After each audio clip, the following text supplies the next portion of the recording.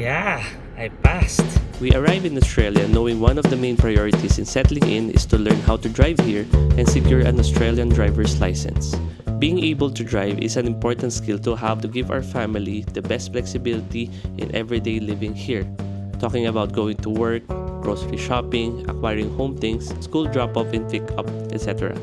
As a new migrant, we can only use our international driver's license for up to 3 months to drive in Australia. So, we needed to have our international driver's license converted soon. To achieve this goal, there are 3 challenges that we need to face. Reorientation to right-hand driving, securing our own car, and lastly and most importantly, passing the driving test. Right-hand driving. Right-hand driving means the driver's seat is on the right side of the car. This is opposite to what we are used to in the Philippines. We had a practice driving with my tito. It's an amazing first experience. Bit overwhelming honestly at first because there's a change of orientation and everything. The driver is on the right side of the car, and of course the turn signals also switch. But it's a nice experience overall. We drive from Glenhaven to Jural, Woolworths, then to Rouse Hill, and then back. So pretty cool. Yes, the indicate switch is on the right side of the wheel and the wiper switch is on the left side. As a driver on the right side of the car, you also have to be conscious that the gear stick will be managed by your left hand and the farther end of the car is on the left side in terms of maintaining lane position.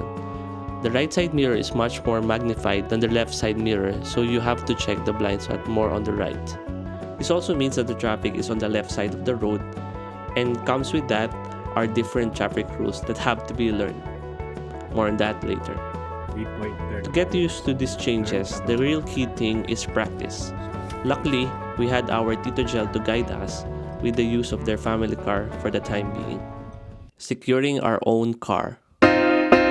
Eventually, we have to practice driving using our very own car, so we needed to purchase one.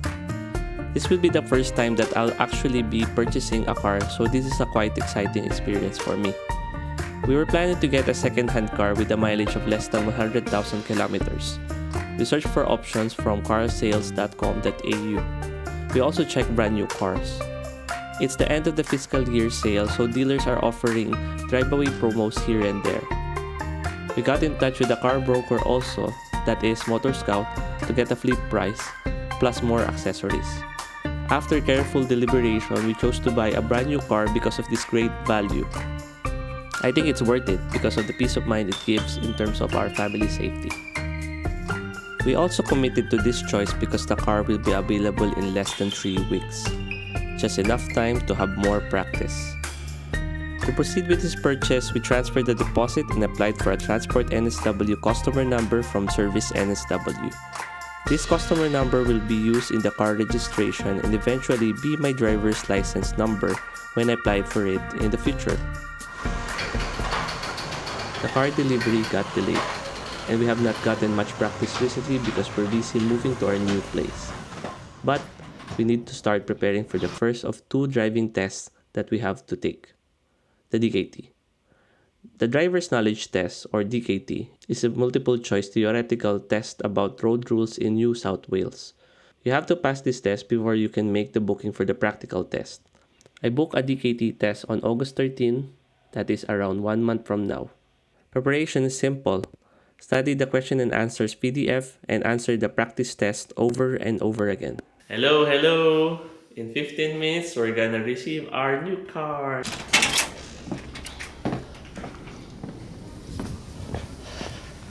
Nice.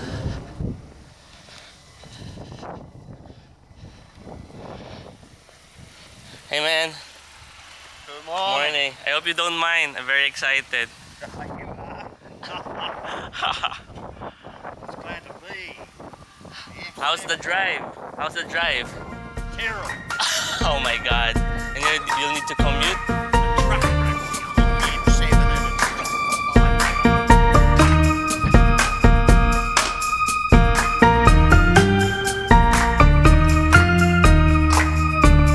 Driver! Bye-bye, me.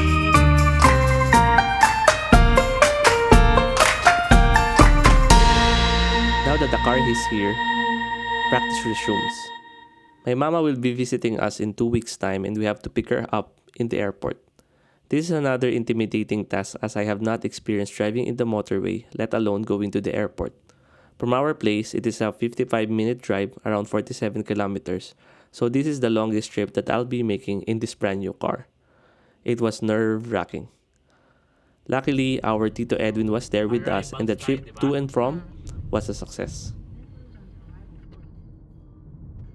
While I continued to study and almost memorized the Q&A for the DKT, my wife and I decided to hire a formal driving instructor to solidify my practical expertise and get a formal assessment of my skills.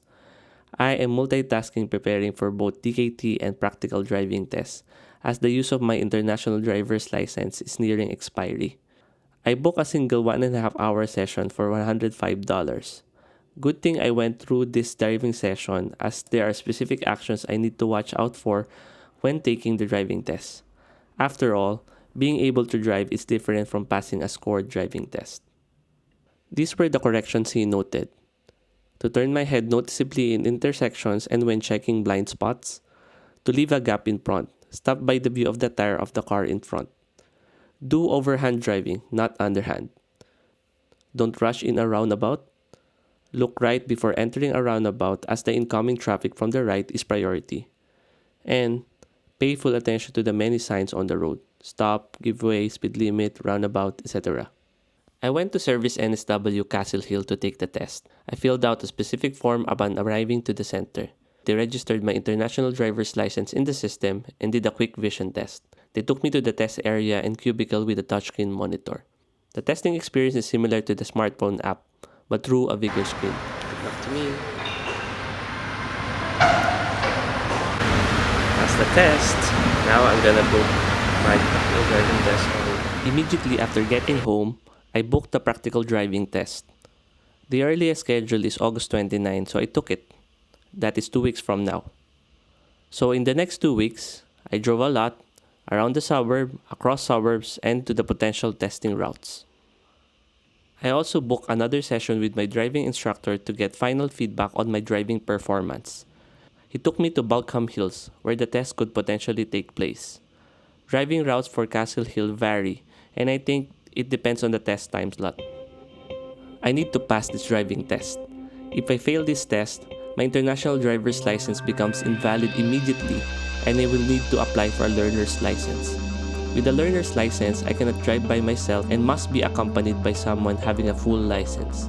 Basically, we cannot drive our own car since both my wife and I don't have a full license yet. So there's a lot more people doing their driving test right now. They are parked here.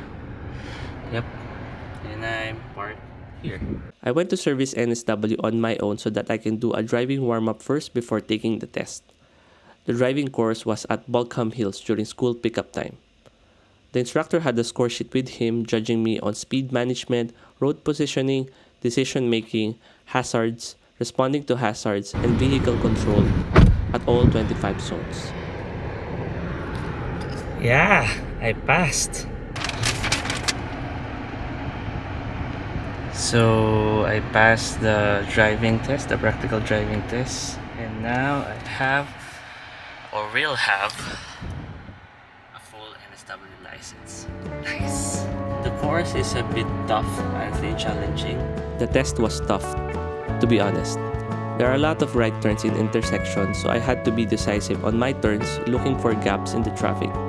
The streets were busy with parked cars left and right, so I had to observe buffering. People are crossing on shared zones and school zones as well. The test really gauges the driver's ability to make the correct decisions. I actually enjoyed the test. Now because I'm done with the driving, I got my license. Well, at least the receipt of the license, and then I will get the full license mailed to me after several days. After getting back to the test center, I waited a bit and received the good news. I got my photo taken and I paid for $110 for a 10-year validity. It's quite expensive. And this is the story of how I learned how to drive and got the full license in Australia.